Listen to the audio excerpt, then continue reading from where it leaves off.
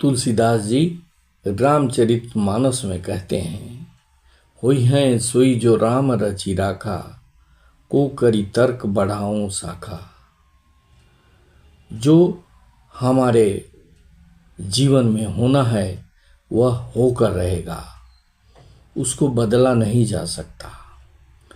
उसको कम करने का प्रयास किया जा सकता है, लेकिन क्या होगा इसे कोई नहीं जानता, क्योंकि भविष्य अनिश्चित होता है।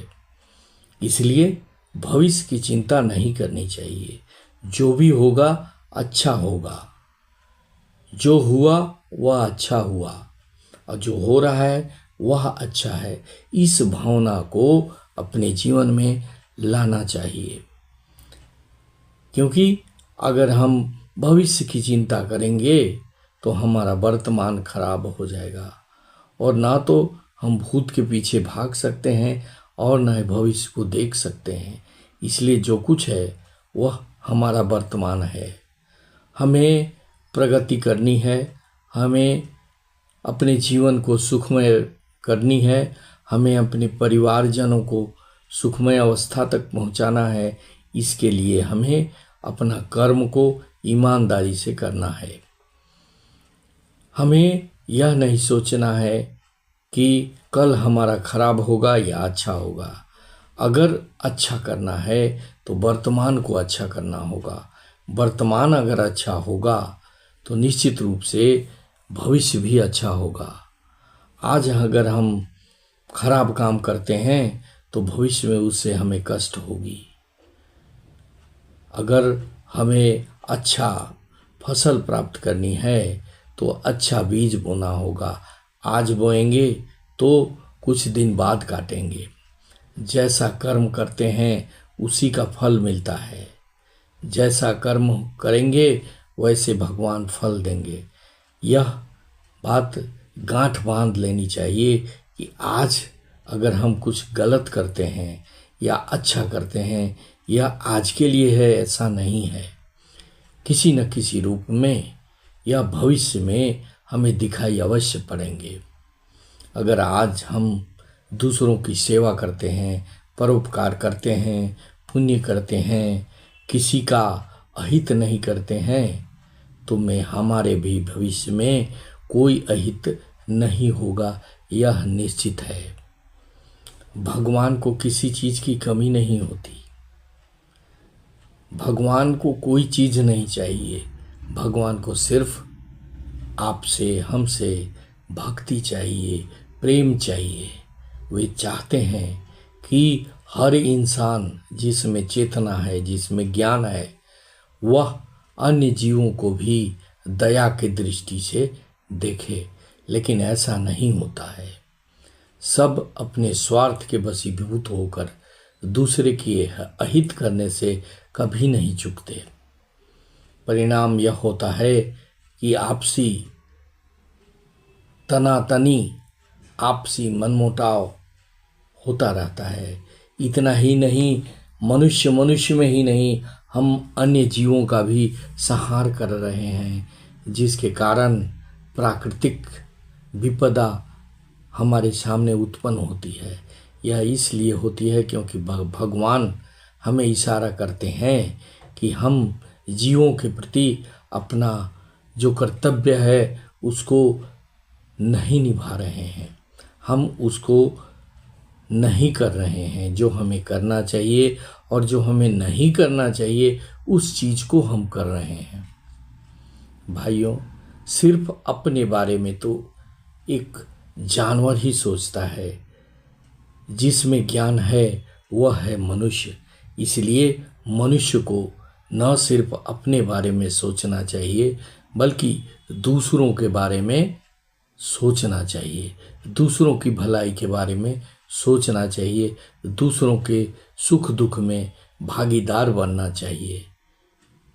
क्योंकि हमें चेतना, हमें बुद्धि भगवान ने इसीलिए दिया है। हम प्रगति कर सकते हैं, प्रगति करते हैं और प्रगति करते रहेंगे। सिर्फ हमें चाहिए कि हम अपने मन को, अपने तन को, अपनी आत्मा को पवित्र रखें और दूसरों की भलाई के लिए सोचें। जैसा हम सोचेंगे भगवान हमें वैसा ही फल देंगे। हमें लगता है कि हम जो कर रहे हैं उसे कोई नहीं देख रहा है, लेकिन कितना भी छुपा लो, कितना भी गलती कर लो, ऊपर वाले के आँख से बच नहीं सकते।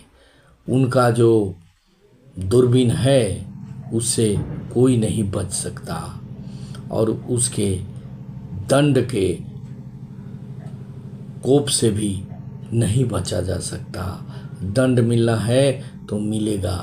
आज आप भले ही सुख से जीवन व्यतीत कर लें, लेकिन आने वाले समय में उस दंड का भागीदार आपको होना ही पड़ेगा।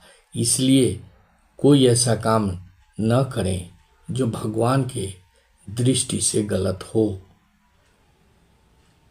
अगर वैसा करते हैं तो कष्ट के लिए, दुख के लिए भी तैयार रहना चाहिए, क्योंकि जैसा करनी वैसा भरनी। जैसा करेंगे वैसा ही प्राप्त होगा। इसलिए क्यों ना हम अच्छा ही अच्छा करते चलें, ताकि